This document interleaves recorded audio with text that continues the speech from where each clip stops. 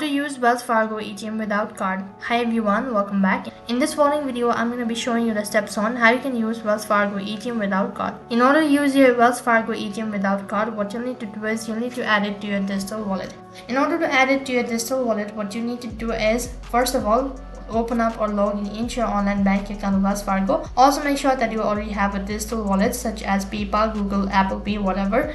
After you're logged into your account, you'll be taken to the home page, and right at the bottom, click on the menu tab. As soon as you click on the menu tab, on the other interface, you need to head over to the section of Add Card to Digital Wallet, and you'll be taken to this page. And once you're on this page, select the digital wallet where you actually want to add your credit card or your ATM card. After you select your external account, next page you'll be asked to provide in all of the information such as your card number, credit card details, all that. After a couple of hours later, you'll be receiving a notification stating that the account has been successfully activated, and now you can use ATM without credit card.